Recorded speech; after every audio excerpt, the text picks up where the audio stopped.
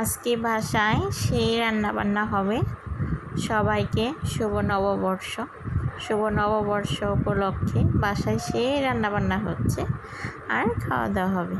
চলুন কি কি রান্না করি আজকে আপনারা অবশ্যই দেখতে পারবেন। এখানে নিয়েছিলাম গরুর মাংস, রোস্ট, আর সাথে থাকবে টিকা, সাদা পোলাও। চলুন এখন আমি রোস্টটা তৈরি করে নিচ্ছি। রোস্টের জন্য এখানে কি কি দিয়েছি বলে দিব। পেঁয়াজ, কাঁচামরিচ ব্লেন্ডার করা, সাদা তেল, এখানে আছে আদা রসুন বাটা, আছে বাদাম বাটা, দিতে হবে টক দই, আর এখানে দিলাম লং, এলাচ, দারচিনি, জিরা গুঁড়ো, ছোটো ধনে গুঁড়ো, যা কিছু মাংসই দিতে হয় সব কিছুই ব্লেন্ডার করা আছে একসাথে দিয়ে দিলাম। এটা দিয়ে ভালো করে মিক্স করে কিছুক্ষণ নেড়ে চেড়ে নেব। তারপরে কি কি দিচ্ছি দেখতে থাকুন। রোস্টটা এভাবে তৈরি করলে খেতে অনেকটাই ভালো লাগে।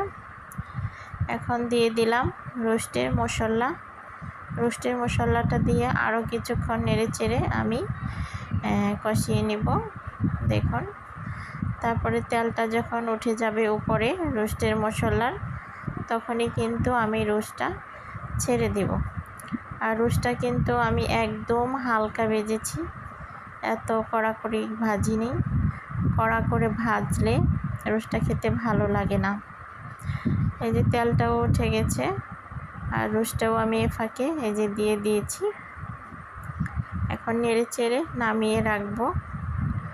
এই যে দেখুন, সাথে বেস্তাটাও আমি দিয়ে দিয়েছি উপরে ছিটিয়ে। আজকের রোস্টটা একদম কমপ্লিট রান্না। আর এখানে হবে গরুর মাংসের জন্য মরিচের গুঁড়োটা একটু বেশি দিলেও আমি দেই, কালারটা সুন্দর আসে, খেতেও ভালো লাগে ঝাল ঝাল। মাংস ভোলেই একটু ঝাল ঝাল থাকলে ভালো লাগে খেতে। তে মাংস চিকেন হোক আর গরুর মাংস হোক, যেটাই হোক, একটু ঝালের পরিমাণটা বাড়িয়ে দিই। আর এর ফাঁকে এখানে আছে টিকা তৈরি। এই যে চিকেন দিয়ে টিকাটা তৈরি করে ফেললাম। এখানে ডাউল, চিকেন, যত ময় মশলা আছে সব কিছু সিদ্ধ করে রেখেছি।